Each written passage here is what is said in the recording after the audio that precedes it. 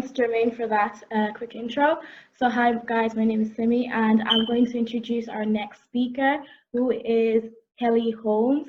He is a clinical psychologist who has worked in the area of mental health in Ireland for over 20 years. So, Kelly, are you ready now?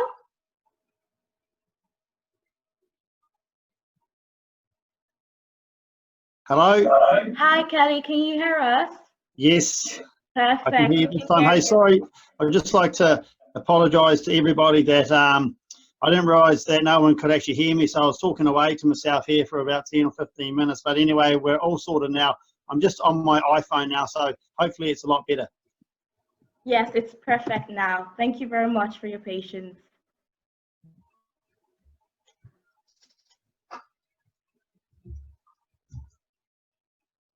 Okay, can you take over, Kelly? We are waiting for you.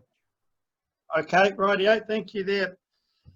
Okay, thank you. So my name's Kelly Holmes. I'm a psychologist, and that basically means that I guess I've been working in the field of adult mental health for a long time. So that's probably what my field is. And today I'm just going to be looking at our mental health.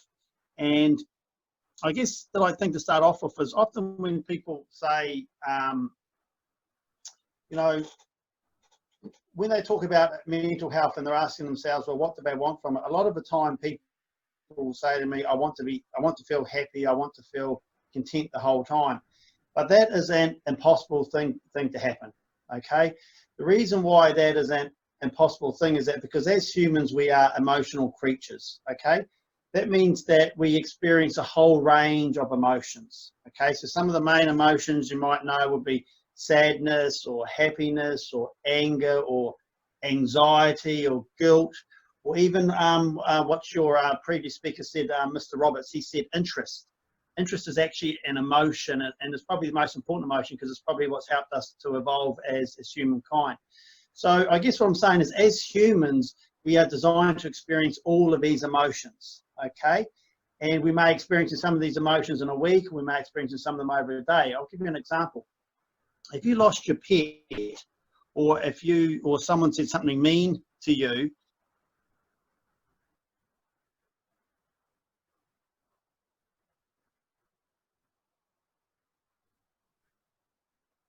sorry, I'm just putting this up here. Likewise too, if you did something bad on somebody or you let somebody down, then it's completely natural and normal to feel guilty about it, okay? Likewise too, in this current environment we have where you haven't been able to like see your friends, you are anxious about about the exams and now they're cancelled, and what's going to happen to your grade, when is this all going to be over, is college even going to start on time? Like, it's completely natural to feel anxious about that, because anxiety is an emotion that comes along when we feel uncertain about the future. Okay, so when we feel uncertain about the future, we just become anxious about it. So we can't take away the feeling of being anxious, okay? If I was to try to take away that feeling, being anxious is like saying that you're never going to cry again, or you're never going to feel embarrassed, or you're never going to feel awkward, or you're never going to laugh again. It's an emotion, okay? Anxiety is an emotion that's here to stay, so we can't take it away, okay? But what we can try to do is we can try to manage our emotions, okay? So that we can experience our emotions without being overwhelmed by it. So that we can experience being anxious without it turning into panic, okay, or getting us down. And so that's what I'll be talking about today, is just how we can manage our emotions and some tips that we can have for good mental health. Okay, so very good, thank you there, Kay, good job. So the tips for having good mental health. The first thing I guess I'll say is, you know, this is going to pass, okay? This COVID and the restrictions and all of that sort of stuff, it's going to pass, okay? I don't know when, okay, but the signs are there that it's starting to improve. So for instance, from Monday, public spaces are starting to open up, more shops are opening up. I even think that McDonald's drive-through is starting to open up for all of you lovers of it out there. I know I'll be in my queue for it as well. And you can also start to meet up with 3 other friends, Okay, so things are starting to pass. Now I know that you still have to keep your distance socially and stuff like that, but just to be aware that like difficult times always pass. Okay, emotions, hard emotions, like if your heart has been broken or you're feeling sad and stuff, it always passes. Okay, so just to be aware that even though it's tough times, there are encouraging signs that we're starting to come out of us. The other important thing with mental health is, excuse me, is social contact.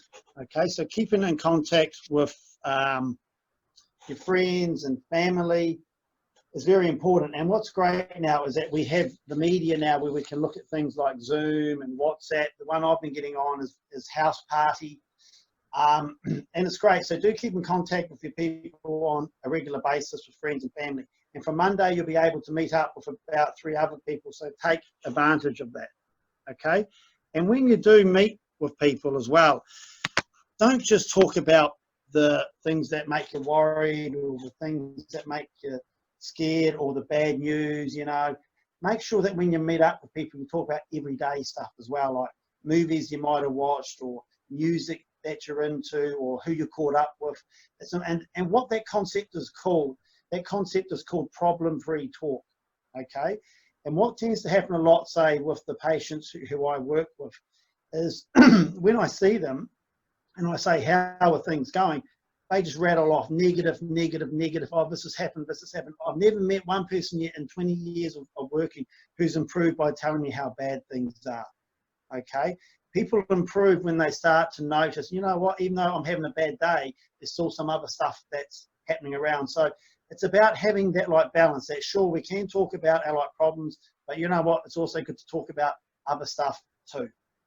The other next important thing, I guess, when we're looking at mental health is exercise, okay?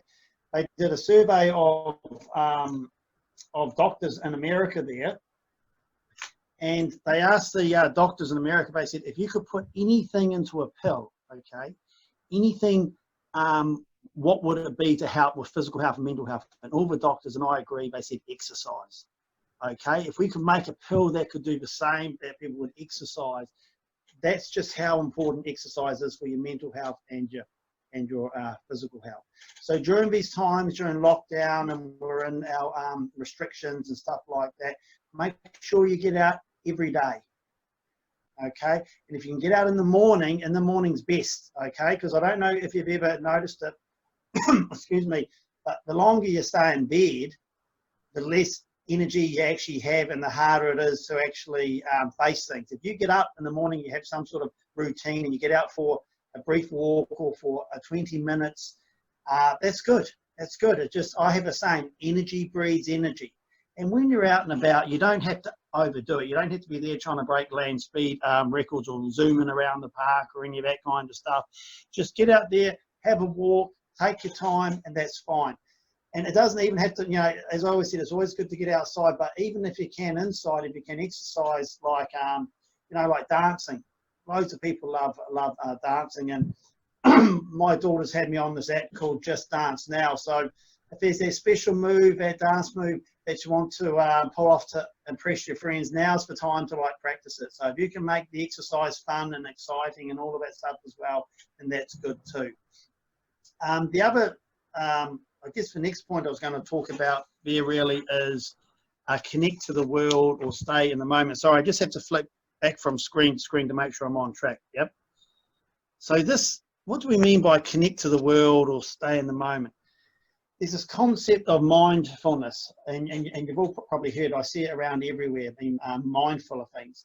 And there's a lot of hoopla around it, to be honest, okay? There's lots of books and people go, you know, sounds a bit airy-fairy and stuff like that.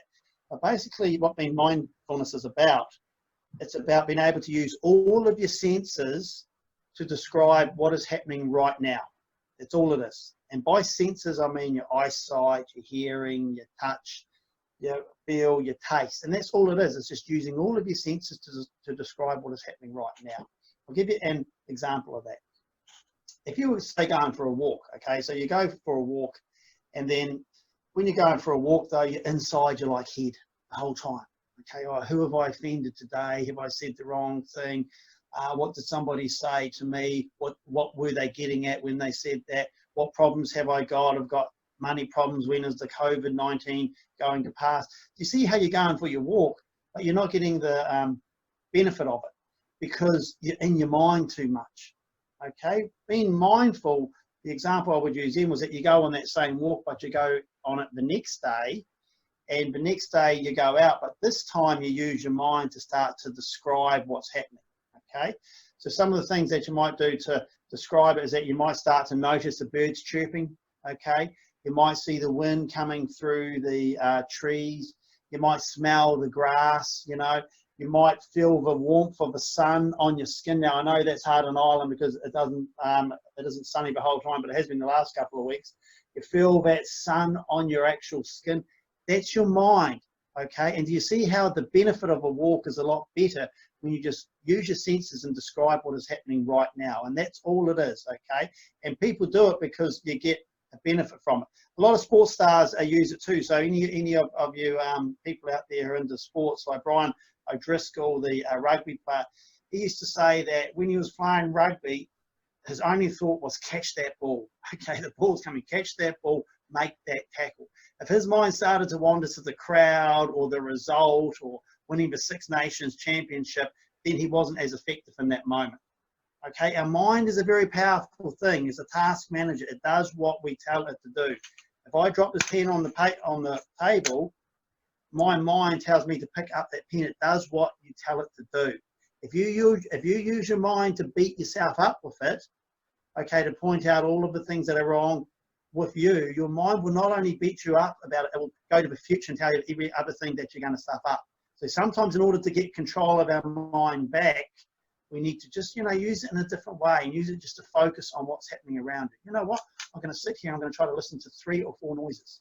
Okay, I'm sitting here. You can normally pick up 2 noises. You might pick up 3, but it's very hard to pick up the 4th one.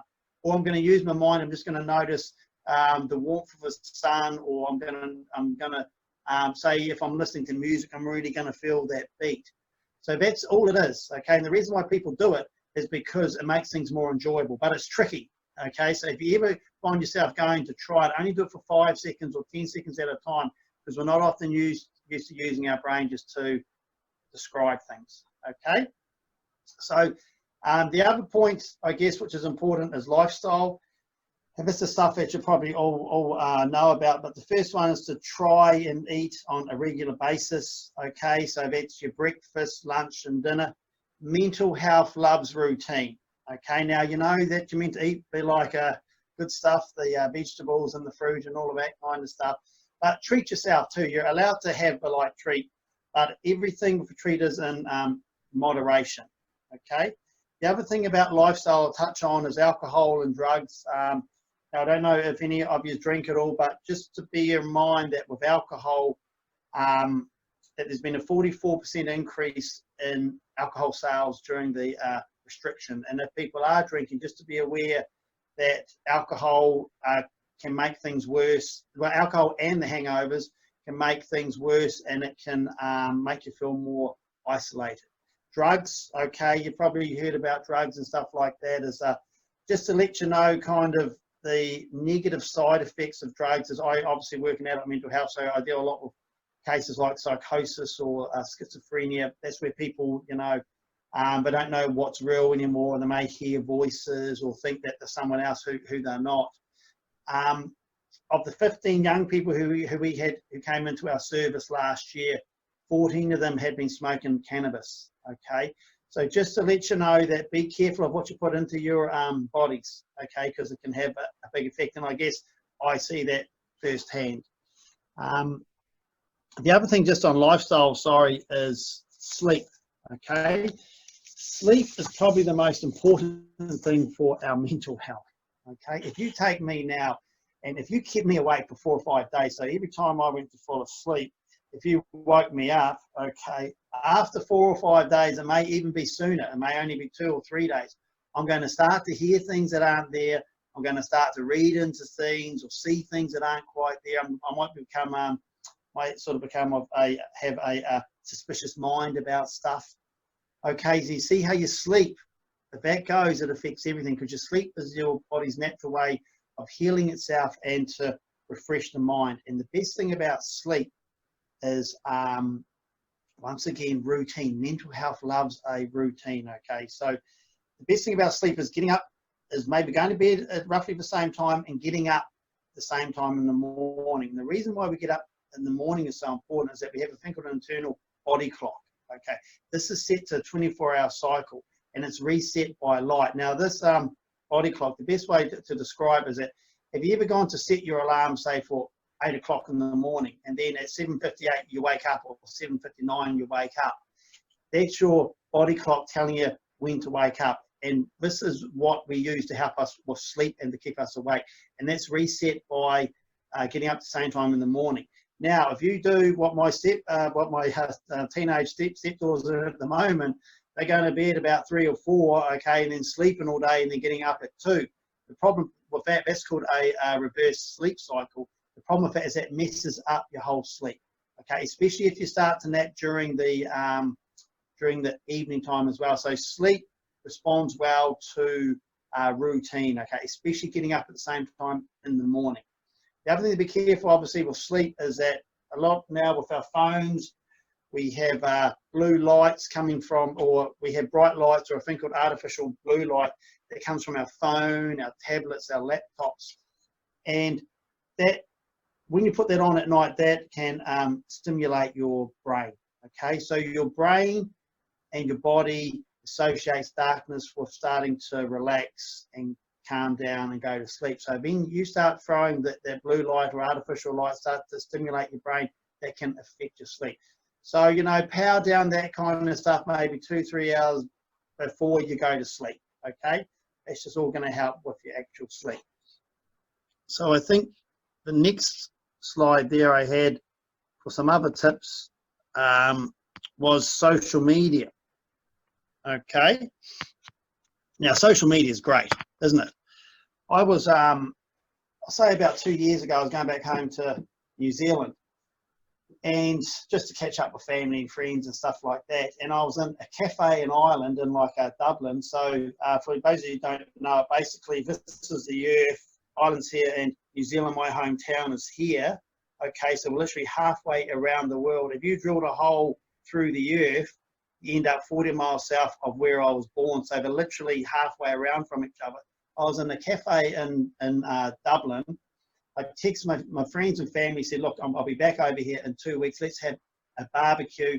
You bring this food, you bring this drink and that. So I organised a barbecue halfway around the world in 15 minutes on text message. I arrived home. Sure enough, everyone turned up. They brought the right food. They brought the right drink. And I just thought, this is amazing. It's amazing how I can organise a barbecue halfway around the world.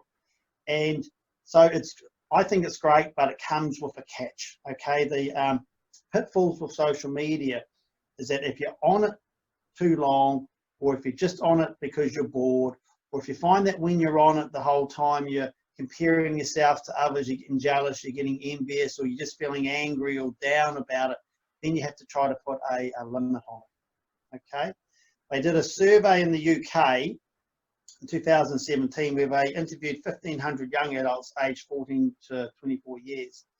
And they found that the more often the people were on the more often they were on social media, the more negative their mental health was. So the more rates of depression, low mood, and anxiety happened. The worst platforms was Snapchat, and the worst one was Instagram. So Snapchat and Instagram were the worst ones. They affected people's mental health the worst. And they think that might be because, you know, you can put up pictures and images and that. The one that was best for positive mental health and well-being was YouTube.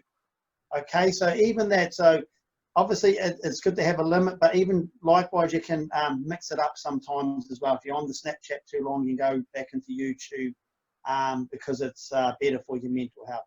But if you want to have a complete break from it, often I ask people about this. So, you know, what are some things you can do? And everyone goes, oh, I'm just met with a blank answer. Okay, so what I put on the slides there is Wikipedia has a whole lot of list of hobbies, and if you just put that into Google, that'll bring up a whole list of things you can look at. Okay, so the next thing there I think is breathing exercise. Okay, So what I'm going to do here is, breathing's interesting, okay? Breathing is the body's natural way of being able to relax and settle the like mind, okay? And it's very important. Like if you think of someone like Johnny Sexton or any of the rugby players who like kick goals, you see them doing their breaths, okay? The reason they are doing the like breathing is that because they just want to settle their mind and slow things down. As human beings, when we start to get stressed out or when we start to panic, we speed up, okay? Our thoughts start to race, we get self-conscious, are they looking at me? Our actions can speed up, we want to just get out of a place sometimes. So it's very important that we slow things down, and that's why breathing is helpful, okay? The other good thing about breathing is it's still free, okay? We're not charged for it yet, you know, but like government isn't charging us for it, and we can bring it around with us as well. So what I'm going to do now is I'm just going to do a little demonstration of breathing. You guys don't have to do it. I wouldn't want to put anyone on the spot. So I'm going to do about 4 or 5 breaths, okay, just to show you what I mean by like breathing, and hopefully I don't fall asleep, okay? So you can see me there. So, okay, so I'm just going to do about 4 or 5.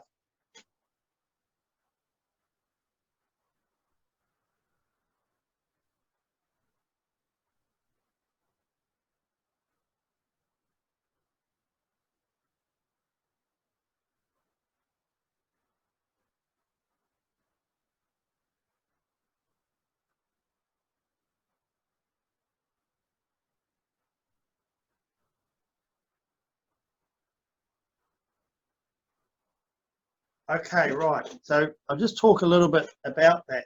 Did you notice how quiet it was? Okay, so you try and breathe in through your nose and out through your nose, okay? And you want it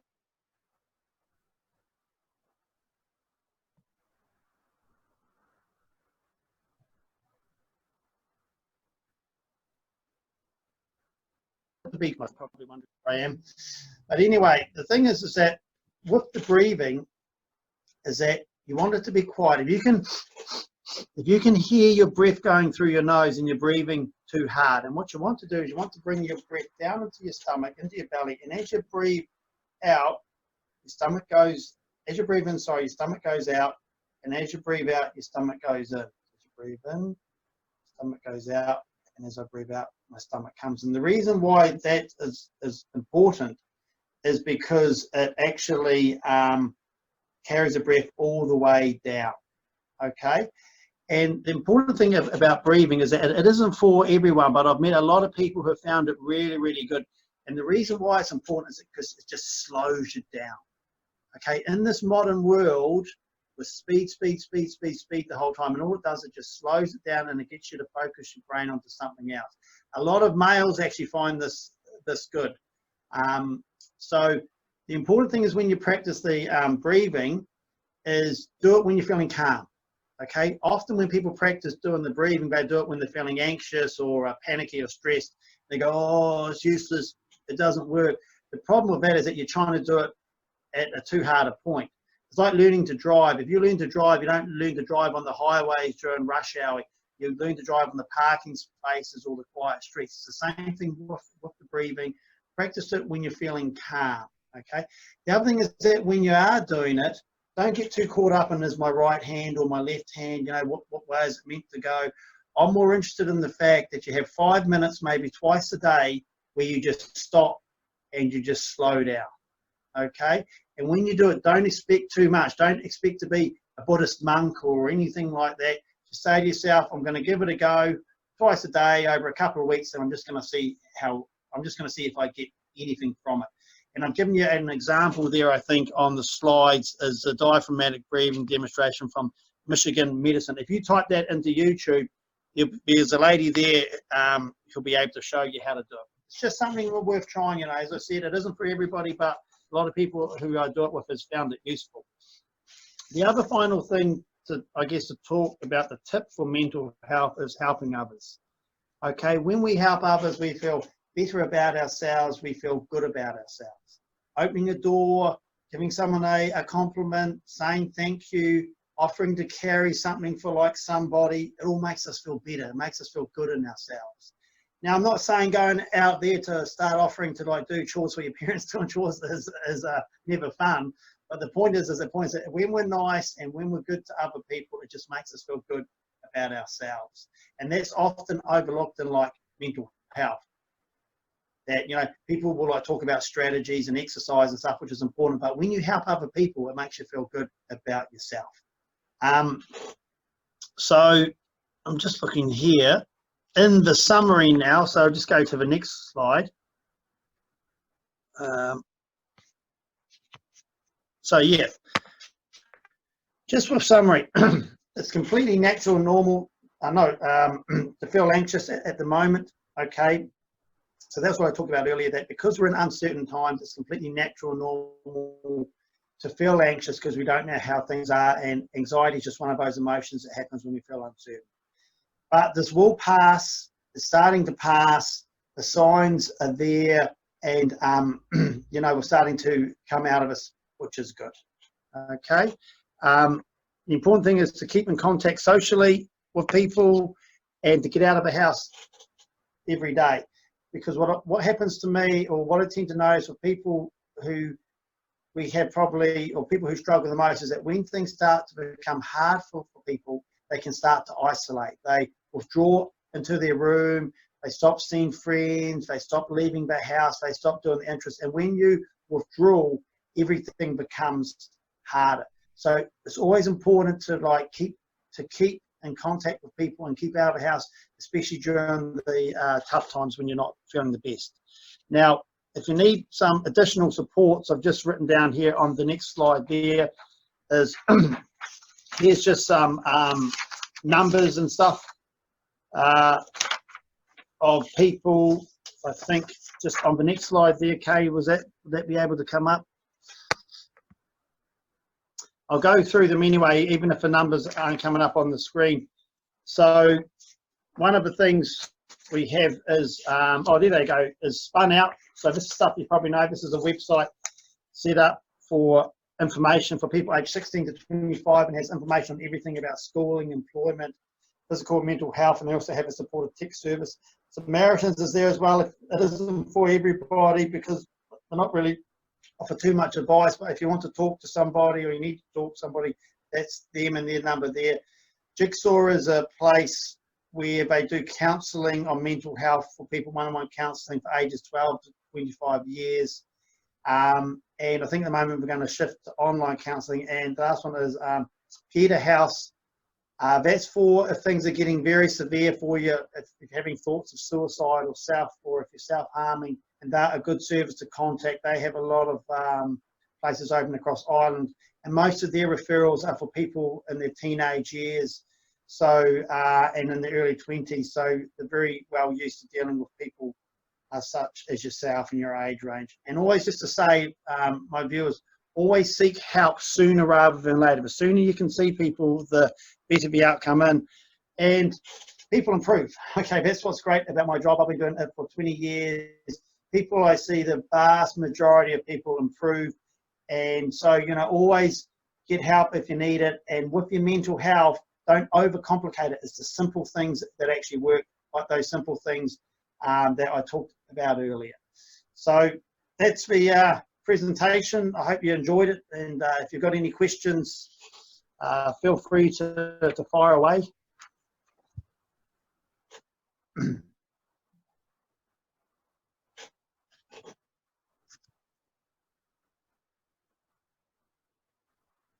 Oh, thank you very much, Kelly, for that informative session on mental health. I do have some questions for you from some of our participants. One question is, what if people who use alcohol or drugs to escape their painful realities, how else can they escape? Is there another option? Yeah, see, the alcohol, like if alcohol and drugs is a big problem, you know, and generally, you know, it's if you're on alcohol and drugs, you know, there's sort of two ways you can go about it, but generally, and with the people who we see in our mental health, you generally have to come off those. So you have to get in like contact with alcohol services and stuff like that.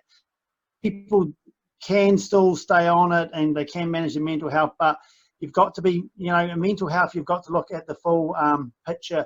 So, you know, if people stay on alcohol and drugs, and they still have to be looking at like doing some work or staying connected to like people who aren't using drugs and alcohol. But generally, you know, you kind of have to come off those kind of things. The reason being is because it's a physical addiction. So if, you know, if you're using alcohol and drugs, your body is actually craving it. So you have to kind of come off that. Now, depends how much you are. In the serious cases, some people will have to come into hospital where they'll need medication and stuff like that to come off the alcohol. But generally, you know, if you're doing it, and like a good example would be, you know, and I guess people who get socially anxious, okay, and so they might go down and throw loads of alcohol down them so that they can talk to other people. Now, I'm being straight up. That's what some people do anyway. So some people, you know, lots of people might do that when they're younger. But if you're finding that you're having to rely on alcohol or drugs just to get through the day, then you really have to start to come off it, you know. Oh, that's very good. Kind of, yeah, so just straight up there, you know, if it's a problem, then you have to address the alcohol in that first, and then you can look at other things to work on, such as your mental health. Oh, that's very good. Thank you very much. I have another question here for you, Kelly. Yep. The question is, how do you stop yourself from withdrawing, especially when times are tough? So you have the inclination to withdraw. How do you stop yourself from doing so? Yeah. What you do there is you start off small. Okay, so for instance, you know, it depends. So just say, for example, someone starts to isolate themselves in the house, okay, and they're staying in the room and they're not moving. So where you start off with, okay, the important thing is that when you get out and about, okay, you do the easiest thing, okay? So you have to be, if you're not 90% certain you can do it, don't do it, okay? So the easiest thing might be, you know what, I'm spending a lot of time in the house, I'm just going to go for a walk around the block for like 20 minutes. Okay, now if it's easier for you to do that at night time where people don't see you, do it at night time where people don't see you. If it's easier for like you to do it in the morning, do it in the morning. If you can't walk around the block, but it's easier for like you to sit out in your garden, sit out in your garden. Okay, so too often people, if they start to withdraw or isolate, they try and go for the hard thing, like I'm going to go into town and go watch a film or a movie or something like that, but it's too hard. Okay, you've got to start off with the easiest thing first, and this is important, but when you do it, you need to do it for at least 20 minutes. Okay, so if you're starting to withdraw into the house, it's all about getting out of the house, okay? Then you need to get out, but you need to get out for at least 20 minutes. The reason why it needs to be for at least 20 minutes is that because if you went out of a house but you only did it for 5 minutes, then you think that you kind of flipped it. Okay, oh yeah, I went out and then I went out, I rushed out and then I went back home. If you get 20 minutes, it enables you to feel those feelings of being anxious and uncertain. And when you face things, that's how you're going to feel. Okay, if you haven't been out of a house for a while and you start to get out of a house, you're going to feel anxious, and that's normal. But as I said, be 90% certain you can do it. And when you do it at least 3 to 4 times a week. Okay. Why? Because mental health loves the routine. And if you walk around the block and you're finding that, you know, the first time you do it, just do the same walk again and again and again, 3 to 4 times a week. It has to be that regular, 3 to 4 times a week. And then once that gets easier for you, then you might go for a little bit of a longer walk, or you might start to then go down to your local shops. Okay. The other thing too is keeping in contact with friends and that. But in terms of like mental health, you know, you really, if you're starting to withdraw, you really got to get out of the house. And if it's becoming a real problem, you know, then obviously try and like talk to like someone through text or and stuff like that.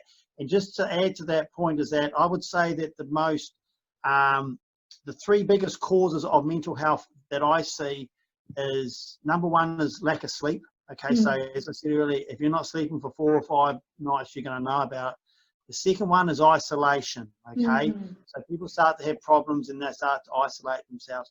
The third one is alcohol and drugs.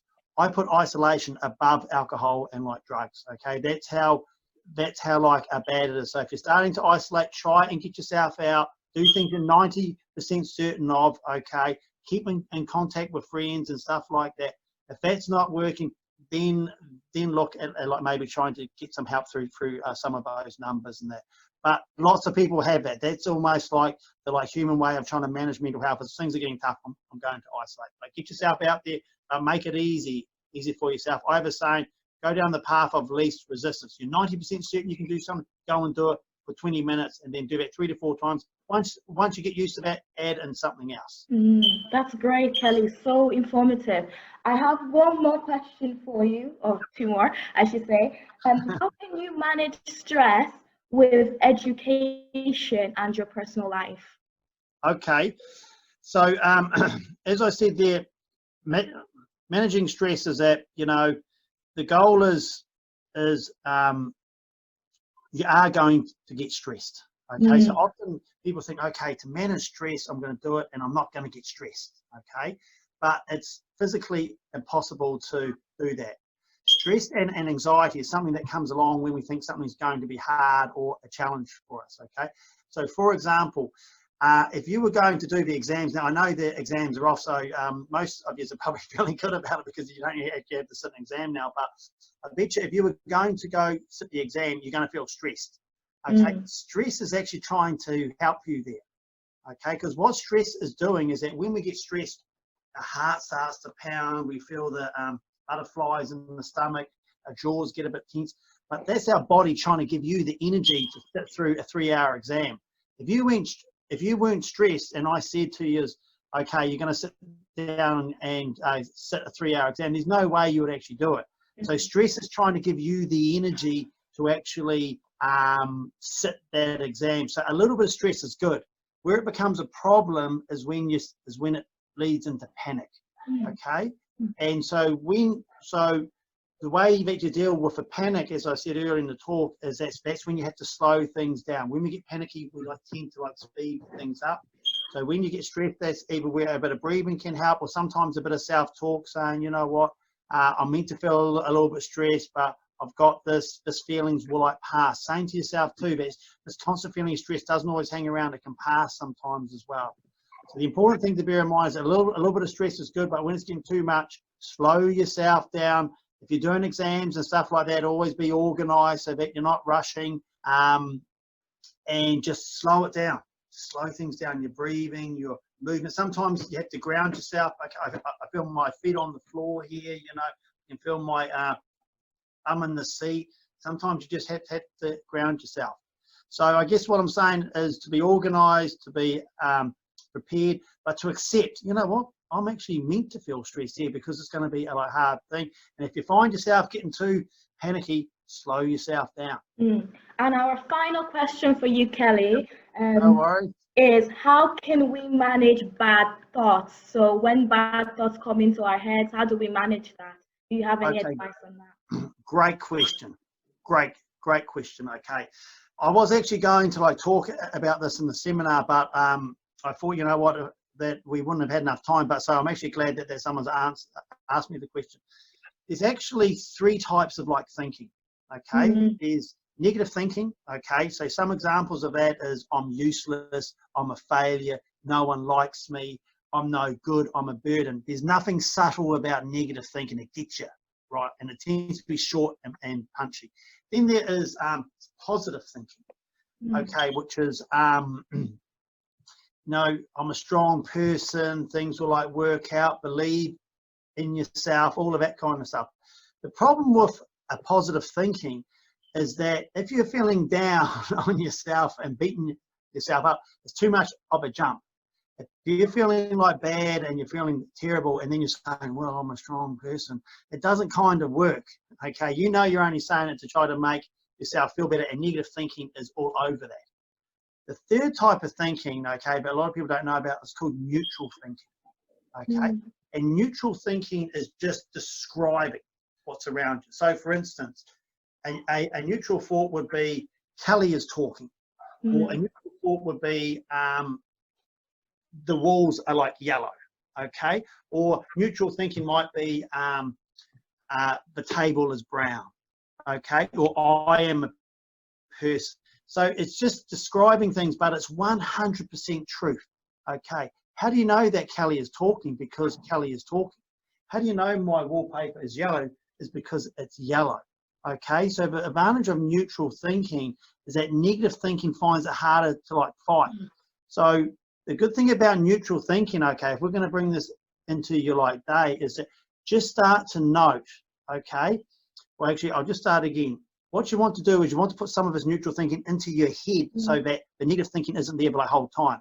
So during your day, just note during your day 3 or 4 things that you did, okay? So for instance, I got out of bed today.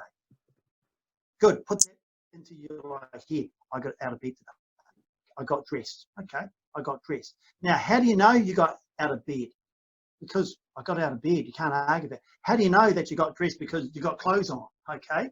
So if you have bad thoughts, start putting in some of these neutral thoughts, okay? And that's all it is.